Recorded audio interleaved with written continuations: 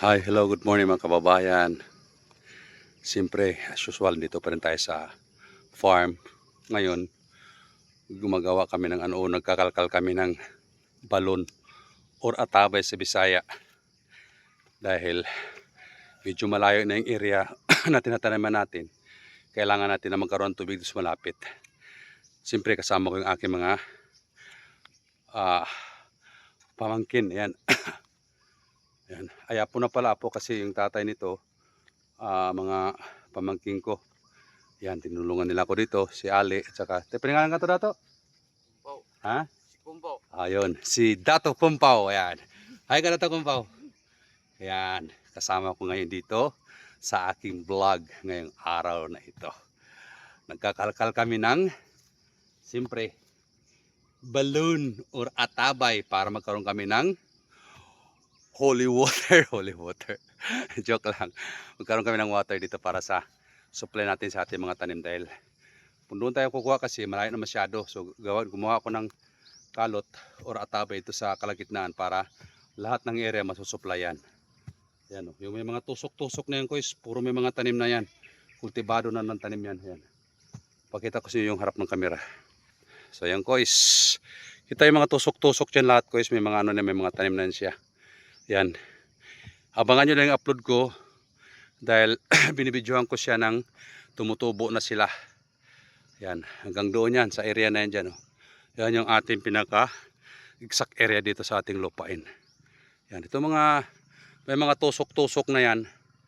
Yan, ito mga butas-butas nito. Ito, yan, ganyan-ganyan. Yan, may mga tanim na yan siya. Ang tanim natin dito is ampalaya. Doon naman sa dulo is pipino. Hindi pa tayo tapos magplanting ng pipino. So, doon tumutubo ng mga pipino. At ipapakita ko sa inyo ko sa update ko lang sa inyo para ano. Diyan muna kayo guys ha. Diyan muna kayo ha. Yan. Ito yung mga butas-butas guys. Meron itong siya. May mga tanim na ito. Meron tayong ampalaya. Dito naman, biruin mo, 2 days parang, 2 days ata, 3 days. Magti 3 days. Tumutubo na yung ating, sa Corolla, tumutubo na yung ating pipino. Yan guys oh. Yan. 3 days pa lang yan guys. Yan. Tumubo na siya. Yan, hanggang doon yan siya, halos tumubo sila at napakaganda yung ulupa natin dito dahil pag tayo natin tubo kagad ayun, oh. Yan, oh, mga butas-butas niyan. Ito, meron na oh. Ito, meron na rin. Yan. Ano? Oh, di ba? Pipino yun siya, guys, pipino.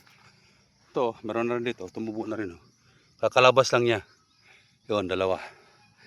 Yan, di ba, guys? Kaya kailangan natin ng magkaroon tayo ng water dito sa tabi niya para sa pagdilig natin, halimbawa matag-init, madali natin siyang madidiligan. Actually, ito ko yung area na yan.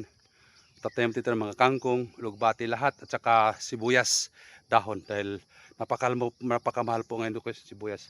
Malaking area pa po ito gusto patataniman natin. Pero hanggang doon pa oh. Diyan, hanggang doon pa. Dahil hanggang doon yung ating mga tanim. Yun may tusok-tusok ninyo. Nakita yung tusok na yan, yun oh. Yan. Doon, hanggang dyan yung tanim natin. Dito meron na lahat-lahat yan. Dito ng mga kalabasa. Pakita ko sa inyo guys yung kalabasa natin guys ha. Tanim natin sa kalabasa. Harap natin yung camera. So kita nyo guys. Yung kalabasa natin. Yan o. Naka 3 layers na siya. Yan. Ito. Doon sa dulo. Yun. Yan o. Kita nyo mga green na yan. Ito. Dito iba hindi pa tumubo. Ito. Meron na rin o. Yan o. Yan o. Yan. Meron dito sa malapit. Linisan natin ng konti kay para hindi siya mahirapan pag tag-init. Dahil balutin siya ng mga damo. Yan. Ayan guys. Pero linisan pa rin natin yan. Yan. Yan. Tumutubo na. Doon banda. Yan. May mga part siya or area guys na napakaganda yung pagkatubo niya. Ito. Ano? Kain ito. Ano? Yan. Diba? Ang ganda. Kalabasa yan siya guys. Ito yung kalabasa na malagkit or fillet. Yan, hanggang doon yan siya sa dulo yun. Yun. Yan. Tapos kabila, ang ganda ng mga tubo guys yun. Yan. Lahat ng mga tusok, iyan yung ating mga produkto yun. Or tanim. Yan. Yan siya. Hanggang doon yan guys yung area natin yan. Yan, malinis na masyado. Pero itong mga ano na yan, kunting ano na yan, tatagpasin lang natin yan. Itong mga ano, dahon ng ano, nyug, tatanggalin natin yan para maging malinis na siya. Kasi kakatapos natin ito kakatapos natin dito mag-abono. May abono na siya, guys. Kaya papakita ko rin sa inyo yung ibang mga nyug natin dito. Daming bunga. Guys, update ko guys, ayan, oh. Kita mo yung guys, yan, oh. Nagsisimula siya magbunga, ganda pati doon sa dulo. Yan, hanggang doon na yan guys, sa kabila, yun, oh. Pati dito. Yan, oh. Nag-start pa lang ito. Actually may mga patay-patay siya, pero ayos lang yan siya dahil na-rescue natin siya ng abono. At saka ito guys, ito naman yung ating pipino. Yan, oh. Yan guys, oh. Kita mo bunga na yan guys. Oh, inshallah ta'ala guys. Success yan siya guys, ayos. Yan, oh. Yan. Pati dito.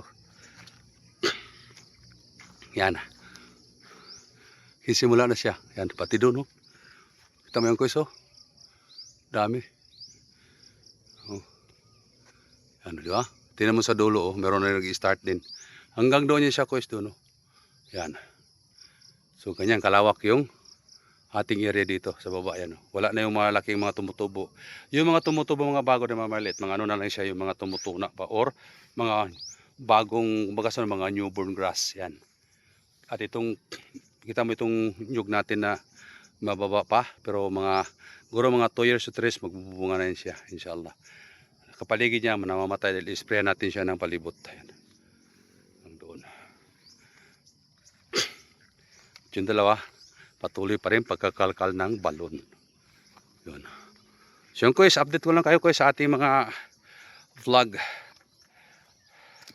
dito. Abangan nyo lang lagi yung ating mga upload. Kaya shoutout sa mga farming dyan. Yan.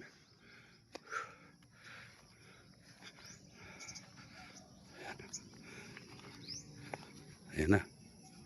Oh, medyo malalim na pala.